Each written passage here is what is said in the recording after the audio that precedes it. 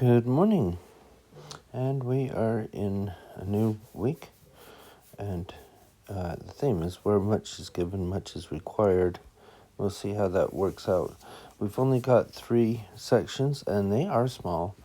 If we read them every day for 6 days, it's only like 6 chapters or 6 verses each day, I think.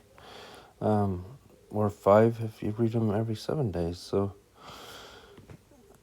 not a lot. So we're going to just do the introduction today and read some of that and discuss it a little bit, I guess. So where much is given is much is required in the Doctrine and Covenants. In March 1832, the Lord called Jesse Goss to be a counselor to Joseph Smith in the presidency of the high priesthood, now called the First Presidency.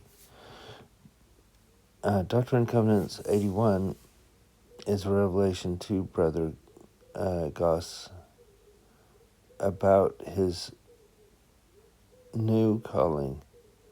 But Jesse Goss did not serve faithfully, so Frederick G. Williams was called to replace him. Brother Williams's name replaced Brother Goss's name in the revelation. That may seem a minor detail, but it implies a significant truth. Most revelations in the Doctrine and Covenants are addressed to specific people, but we can always seek ways to apply them to ourselves. When we read the Lord's counsel to Frederick G. Williams to strengthen the feeble knees, we can think of people we might strengthen. When we read the Lord's invitation to members of the United Firm to bind yourselves by this covenant, we can think of our own covenants, and we can read his promise, I am bound when ye do what I say. As if he's speaking to us, we can do this because the Lord declared, what I say unto one, I say unto all.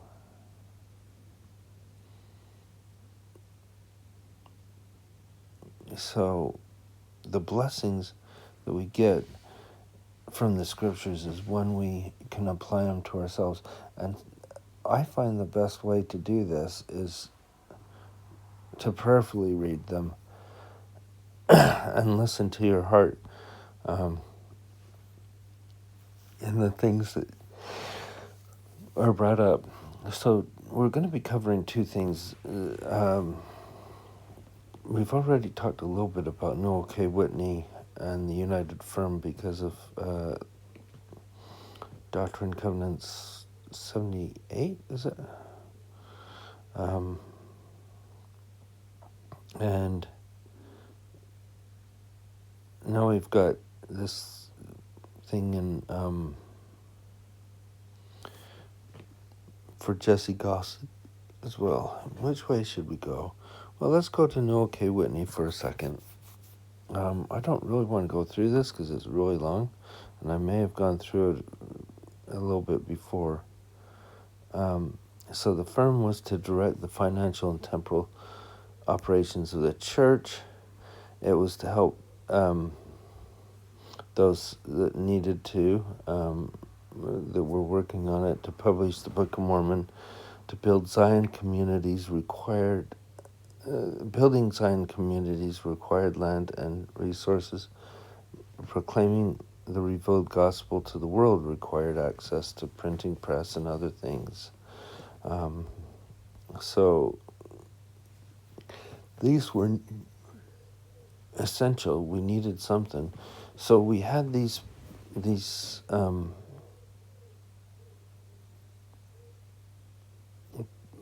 people who were called, specifically Sidney Gilbert and Edward Partridge. We also had William W. Phelps. We had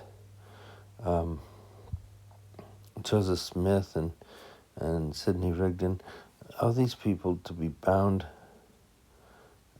by this, and we've already talked a bit about it, so I'm not going to go through that. But so Sidney Gilbert and Edward Partridge operated a store in behalf of the church.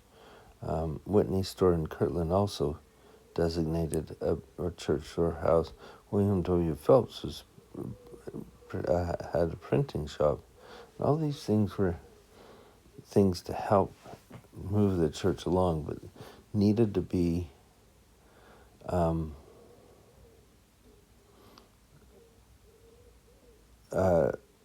ran as a business. The operations of the printing establishment and the storehouses needed to be coordinated. Now, I kind of want to throw this in and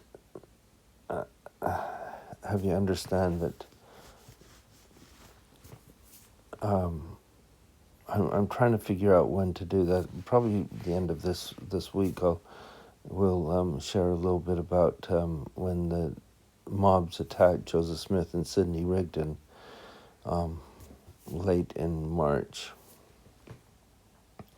But just days after the attack, Joseph Smith and Noah K. Whitney and Sidney Rigdon and others departed for independence. And so the prophet then continued his work on that and taught these things. So then in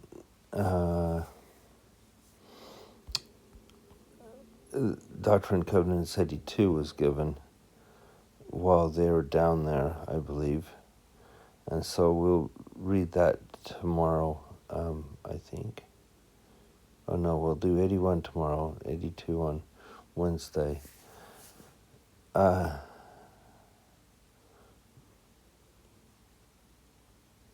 just here, I'm just going to read. Essentially, this revelation stated that those members of the firm would receive sustenance for themselves and their families out of the mercantile and publishing establishments, that they were commanded to manage I can't even read today, and that they were to enter into a legal bond that would join them together in terms of their obligations for the firm's debts. You can always tell that I don't edit these when I read something like this, and it's like I start getting tongue-tied. But it's how I can do these videos at this time.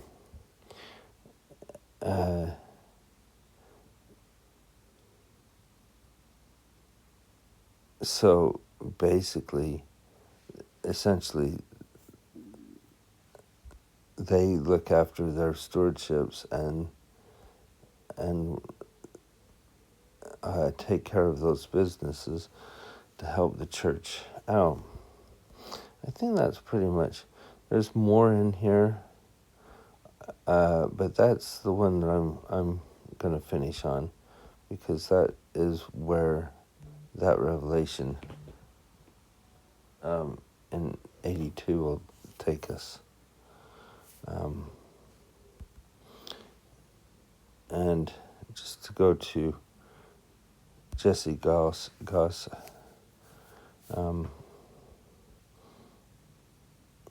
I think it's important that we learn about Jesse a little bit, because, there's not much about him, but he was, interestingly, one of the first presidency, and you don't hear much about him because he is so short-lived. The early church underwent significant changes in its organization in a relatively short period of time. Many of these changes can be tracked by reading the early revelations given to individuals in the Doctrine and Covenants. For modern readers, some of the earliest revelations reference lesser-known organizations or individuals. One such revelation, given in March 15th, 1832, now Doctrine and Covenants 81, was given to a relatively unknown figure from church history, Jesse Goss. Born in 1784,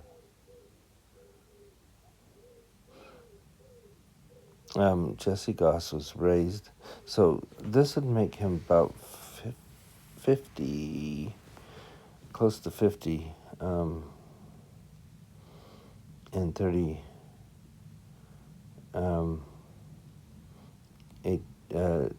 1832, just to give you an idea where our timelines are. So he joined the Quakers, married Martha Johnson, and had moved to Ohio following year. 5 years later, he returned to Delaware, and after the death of his first wife in 1828, he moved closer to his extended family, who were members of the United Society of Believers in Christ's Second Coming, or the Shakers. For help in supporting his children.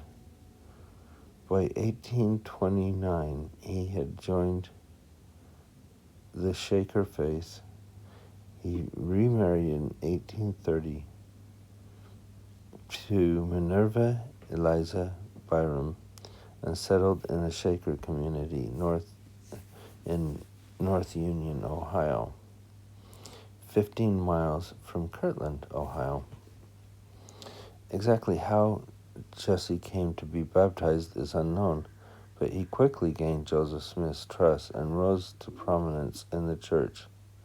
On March 8, 1832, at Hiram, Ohio, Goss and Sidney Rigdon were appointed counselors to Joseph Smith in the newly formed presidency of the high priesthood.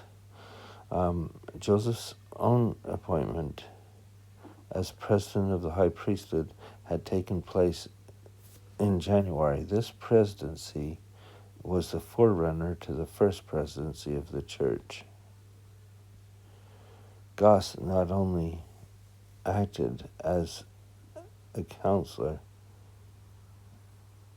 to Joseph Smith, but he also served a mission, traveled to Missouri on church business, and served as a scribe on the Bible Revision Project, later known as Joseph Smith Translation. Like many other members in the early church, he showed his dedication to his new faith through his labors in helping the cause of Zion. I think it cannot be underestimated what these people did. Whether they were faithful all the time or if other things happened to them that drew them away from the church, I would rather like to think that they still had been blessed by the Lord in these things. Sidney Rigdon, who had been baptized in Ohio late 1830, had served as a scribe for Joseph Smith, had already been the subject and recipient of several revelations. The revelation that is now known as Doctrine and Covenants 81, however, was the first one to address Jesse Goss directly. While it is unclear whether Goss specifically requested a revelation from Joseph Smith, the text gives important clarification of Goss's duties, not just as a member of the church, but as a counselor to Joseph Smith. The revelation informed Goss and future leaders that the keys of the kingdom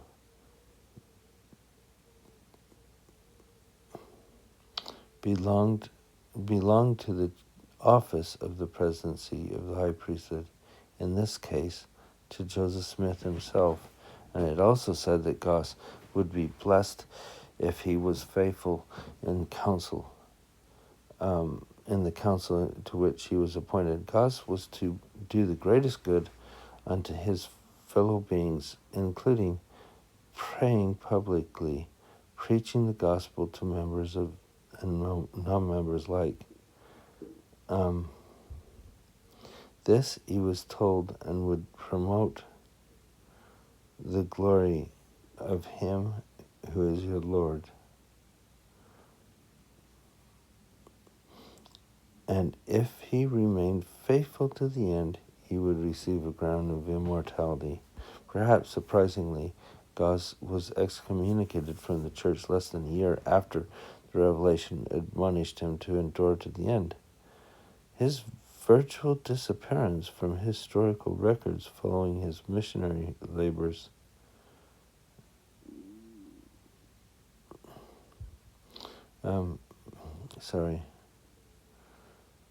with Zebedee Coltrane in August 1832 make it difficult to understand why he left. Given his background in both Quaker and Shaker faith, it is possible he came to have theological disagreements with Joseph Smith or other church leaders, particularly as Joseph continued to update the doctrine of the church through revelations. Modern-day readers of the Doctrine and Covenants will find Goss's name only in the section heading.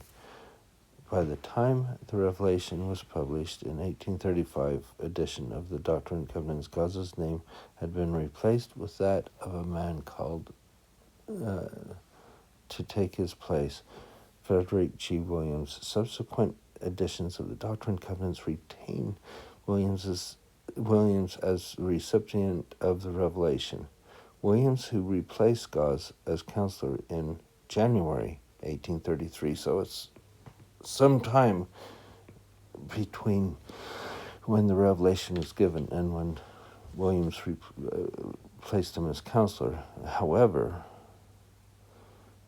the revelations weren't put together until 1834. Had been early convert and supporter of Joseph Smith. Like Goss and Rigdon, Williams also acted as scribe and clerk to Joseph Smith. The written records of Joseph Smith's early revelations underwent changes when early leaders of the church prepared those revelatory texts for publication in Doctrine and Covenants in 1835.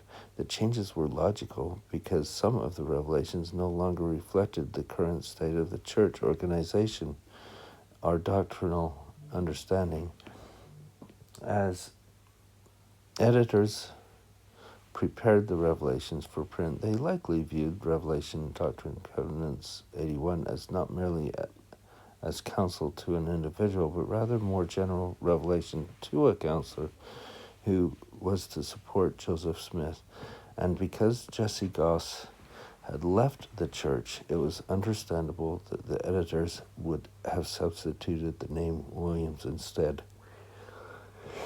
In some way, the early revelations were snapshots in time, providing modern readers with a window in the way continuing revelation shaped the early church. In other ways, the revelations have broader applications. Doctrine and Covenants 81 can be read today not only as an intimate revelation to an early member of the church, but as counsel to anyone who is willing to support the prophet. And I think that's where we're going with this. So that is a lot of reading that I've done, but I hope you got something from it, and that you'll see that as we go into these, that there's a lot that can be gleaned for our own